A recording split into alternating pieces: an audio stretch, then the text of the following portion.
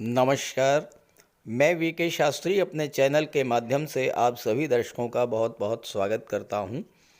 11 फरवरी से 18 मार्च 2024 पूरे 35 दिन बहुत बड़ा उलटफेर होगा।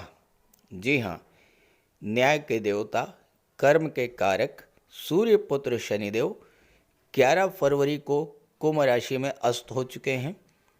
जब भी सूर्यदेव शनि से 15 डिग्री पहले गोचर करते हैं तो शनि अस्त माने जाते हैं। अस्त होने का अर्थ है किसी ग्रह की शक्तियों में कमी आना। अस्त का अर्थ है प्रभावहीन हो जाना।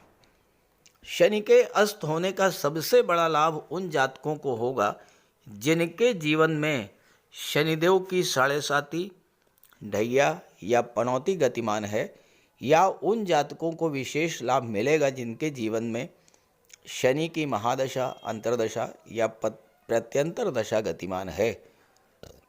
क्योंकि शनि अस्त होने से ऐसे जातकों को शनि जन्य पीड़ा से मुक्ति मिलेगी और वो जातक इस गोचर का लाभ अपनी आर्थिक, मानसिक, शारीरिक, सामाजिक और शैक्षिक दशा को सुधारने में कर सकते हैं और शनि के कारण आपने जो कुछ भी खोया उसे पुनः प्राप्त करने का प्रयास भी कर सकते हैं। शनि इस समय राहु के नक्षत्र शतभिषा में गोचर कर रहे हैं। हालांकि शनि का अस्त होना कोई बहुत शुभ लक्षण नहीं है। इसके लिए आपको मानसिक रूप से तैयार रहना होगा। साथ ही अगर आप मन से मजबूत रहते हैं, ईश्वर से जुड़े रहेंगे, अपने इष्ट देव की आराधना करते रहेंगे, तो शनि के अस्त होने का कोई विशेष प्रभाव आप पर नहीं पड़ेगा। क्योंकि आप पर कितनी ही परेशानी क्यों ना आए, आपके इष्ट देव आपको उस परेशानी से बाहर निकाल लाएंगे। तो आइए समझते हैं कुंभ राशि के जातकों पर शनि के अस्त होने का क्या प्रभाव पड़ेगा। यह विश्लेषण आपकी चंद्र राशि के आधार पर किया जा रहा है और वीडियो के अंत में मैं आपको शनिदेव के उपाय भी बताऊंगा। तो यह है कुंभ राशि के जातकों की कुंडली। शनिदेव आपके लग्न भाव में गोचर कर रहे हैं, कुंडली के 12वें भाव के स्वामी होकर के, और 13 फरवरी को सूर्य भी आ जाएंगे और सूर्य के प्रभाव से शनि अस्त हो रहे हैं। यहाँ पर गोचर करते हुए शनि की दृष्टि तीसरे भाव पर, शनि की दृष्टि 7वें भाव पर और शनि की दृष्टि 10वें भाव पर पड़ेगी और सूर्य की दृष्टि भी 7वें भाव पर पड़ेगी। कुंभ राशि के जातकों के जीवन में ये समय बहुत ही खराब चल रहा है। ऐसी ऐसी घटनाएं आपके जीवन में घटित हो रही हैं जिनको लेकर आप खुद ही नहीं समझ पा रहे हैं कि आखिर ऐसा क्यों हो रहा है। शनि आपके लग्न में गोचर कर रहे हैं। लग्न आपका व्यक्तित्व होता है, लग्न आपका स्वास्थ्य होता है। 12वें भाव के स्वामी हैं। 12वां भाव खर्चों का होता है, विदेश का होता है। 12वां भाव कोर्ट कचहरी अस्पताल का होता है। 12वां भाव आपकी नींद का होता है। अब आपके शरीर में आलस्य, थकान, काम में मन न लगना, ये सब समस्याएं बढ़ रही होंगी। बढ़े हुए खर्चों से, स्वास्थ्य संबंधी समस्याओं से, परिवार में तनाव की स्थिति के कारण, काम काज प्रभावित होने के कारण, व्यापार व्यवसाय या नौकरी में संघर्ष बहुत ज़्यादा बढ़ जाने के कारण और दाम्पत्य जीवन में तमाम तरह की परेशानियों के कारण, व्यापार व्यवसाय में धोखाधड़ी या चीटिंग होने के कारण आप इस समय बहुत ज़्यादा परेशान हो रहे होंगे, बहुत ज़्यादा कष्ट का अनुभव कर रहे होंगे। लेकिन ये जो 35 दिन हैं, ये आपके जीवन में बहुत बड़ा बदलाव लेकर के आ रहे हैं और अगर आपने इस समय का सही तरीके से उपयोग कर लिया तो आप अपनी पिछली परेशानियों से तो बाहर आएंगे ही, बहुत कुछ लाभ भी प्राप्त करेंगे। अब देखिए, आपके मन में इस समय एक अजीब तरह का भय व्याप्त होगा कि मैं जो कुछ करने जा रहा हूँ कहीं ऐसा ना हो कि उसमें नुकसान हो जाए। आपकी निर्णय क्षमता प्रभावित हुई होगी और आप अपने कार्य व्यवसाय को लेकर के धन को लेकर के, दाम्पत्य जीवन को लेकर के कोई सही फैसला ही नहीं ले पाए होंगे। लेकिन अब चूंकि शनि अस्त हो चुके हैं और सूर्य आपके लग्न में गोचर कर रहे हैं, तो सूर्य क्या हैं? ग्रहों के राजा हैं। सूर्य आपका आत्मबल हैं, सूर्य आत्मविश्वास हैं, सूर्य में तेज है, प्रकाश है, ऊर्जा है। अब आपके व्यक्तित्व में एक बहुत बड़ा बदलाव देखने को मिलेगा। सबसे बड़ा प्रभाव ये होगा कि आपका आत्मबल, आपका आत्मविश्वास बढ़ेगा, आपके निर्णय लेने की क्षमता बढ़ेगी और आप सही फैसला इस समय ले पाएंगे। चूंकि शनि अस्त हो चुके हैं, बढ़े हुए खर्चों से राहत मिलेगी। अब पैसा तो आपको मिल रहा है, इसमें कोई दो राय नहीं है, क्योंकि 11वें भाव के भी और दूसरे भाव दोनों के स्वामी देवगुरु बृहस्पति हैं और धन के भाव में राहु गोचर कर रहे हैं, राहु के नक्षत्र में शनि गोचर कर रहे हैं। तो पैसा तो मिल रहा है, लेकिन जो पैसा मिल रहा है उससे कहीं ज़्यादा फालतू का खर्च हो रहा है। तो अब उन फालतू खर्चों पर रोक लगेगी। जब फालतू खर्चों पर रोक लगेगी तो आपके इनकम में ग्रोथ देखने को मिलेगी, आपकी सेविंग्स बढ़ेंगी, आपकी बचत बढ़ेगी, धन का संचय होगा। शनि की दृष्टि तीसरे भाव पर पड़ रही है। तीसरे भाव पर पड़ने से पराक्रम पुरुषार्थ में जो कमी आई थी, अब वो शनि के अस्त हो जाने के कारण उसमें सुधार देखने को मिलेगा। आपको बिला वजह की यात्राएं करनी पड़ी थी, उसमें आपका नुकसान हुआ था, उससे आपको कष्ट मिला था, उन कष्टों से राहत मिलेगी।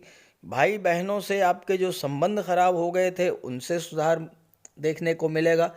और चूंकि तीसरा भाव जो होता है ये film industry, photo related areas को शो करता है। कुंभ राशि के वो जातक जो कि सिनेमा जगत से जुड़े थे, फिल्म इंडस्ट्री से या मॉडलिंग के क्षेत्र से जुड़े थे, जो लोग टीवी सीरियल या सोशल मीडिया से जुड़े थे, ऐसे जातकों को उनके कार्य क्षेत्र में जो समस्याएं या कार्य क्षेत्र में जो मंदी की स्थिति बनी थी वो दूर होगी और अब वो लाभ प्राप्त करने की स्थिति में होंगे।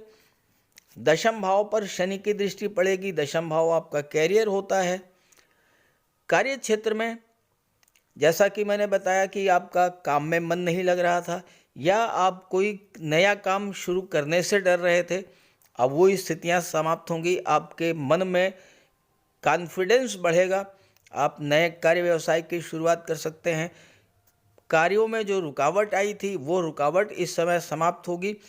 और सबसे बड़ी बात यह है कि शनि और सूर्य की युति जो है ये प्रबल राजयोग कारक भी होती है और दशम भाव पर दृष्टि पड़ रही है। दशम भाव जो है ये गवर्नमेंट को शो करता है, दशम भाव सरकार को शो करता है। इस समय आपको गवर्नमेंट से लाभ प्राप्त होगा। सरकारी अधिकारियों कर्मचारियों का आपको सहयोग मिलेगा। गवर्नमेंट से धन की प्राप्ति होगी, गवर्नमेंट से मान सम्मान की प्राप्ति होगी। कोई गवर्नमेंट टेंडर, कोई गवर्नमेंट प्रोजेक्ट आपको मिल सकता है। शासन सत्ता में, राजनीति के क्षेत्र में बैठे हुए उच्च पदस्थ अधिकारियों से आपके रिलेशंस अच्छे हो जाएंगे और उसका आपको लाभ की प्राप्ति होगी। आपके राशि के स्वामी के शनि के मित्र हैं दैत्य गुरु शुक्र, और शुक्र आपकी कुंडली में भाग्य भाव के भी स्वामी हैं और चौथे भाव के भी स्वामी हैं, तो भाग्य साथ देगा। भूमि भवन प्रॉपर्टी का भी इस समय आपको लाभ मिल सकता है। ये 35 दिन ऐसे हैं जिसमें आप एफर्ट करेंगे, जिस भी क्षेत्र में, उस क्षेत्र से संबंधित चीज़ों का लाभ आपको प्राप्त होगा।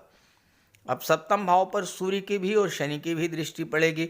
सप्तम भाव व्यापार व्यवसाय का है। आपके साथ कोई चीटिंग हुई, कोई धोखाधड़ी हुई, पार्टनरशिप में व्यापार किया आपने, नुकसान हुआ, तो वो सारी चीज़ें अब समाप्त होंगी। अच्छे पार्टनर मिलेंगे, बिजनेस ग्रोथ देखने को मिलेगी। सूर्य तो आपके व्यापार व्यवसाय को इस समय चमका देंगे, बुलंदियों पर ले जाएंगे, क्योंकि आप जिस भी कार्य में हाथ लगाएंगे उस कार्य को पूरा करने की क्षमता, पूरा करने की शक्ति, पूरा करने की ऊर्जा आपके भीतर होगी। हालांकि दाम्पत्य सुखों की दृष्टि से समय अच्छा नहीं होगा, ये मैं आपको पहले से बता दे रहा हूँ, क्योंकि सूर्य की दृष्टि जब सप्तम पर पड़ेगी, सूर्य आपका क्रोध है, सूर्य अहंकार हैं, सूर्य ईगो हैं। अगर आपने अपने अहंकार पर, क्रोध पर, ईगो पर काबू नहीं पाया तो दाम्पत्य जीवन में परेशानी आ सकती है। दूसरी बात, अपने जीवन साथी के स्वास्थ्य का भी आपको विशेष ध्यान रखना है। वाणी पर संयम रखना है, अन्यथा व्यापार में आपके लिए समस्या हो सकती है, क्योंकि वाणी का विशेष महत्व होता है व्यापार में। तो वाणी को मृदु रखें, क्रोध पर नियंत्रण रखें, स्वास्थ्य का ध्यान रखें। तो आप देखिएगा ये 35 दिन आपको बहुत कुछ दे करके जाएंगे शनिदेव। फिर भी आपके जीवन में 7.5 का दूसरा चरण गतिमान है, तो उपाय तो करना ही होगा आपको। शनिदेव का उपाय करते रहें। बात करते हैं उपायों पर। ज्योतिष शास्त्र में कहा गया है कि शनि जिस पर प्रसन्न होते हैं, यानी जिसका शनि ग्रह मजबूत स्थिति में होता है, तो शनिदेव रंक से राजा बना देते हैं। और शनि अगर कमज़ोर हुए, खराब हुए, तो राजा भी रंक हो जाता है। शनि के मजबूत होने से लोहा, मशीनरी, कारखाने से जुड़े व्यापार में तरक्की होती है, कोर्ट केस में विजय मिलती है, कार्यों में सफलता प्राप्त होती है, सांसारिक समस्याओं से मुक्ति मिलती है। और शनि को न्याय का प्रतीक माना गया है। यदि शनिदेव मजबूत हैं तो आपके साथ अन्याय नहीं होता। जब शनि खराब होते हैं तो बड़े से बड़े कष्ट झेलने पड़ते हैं।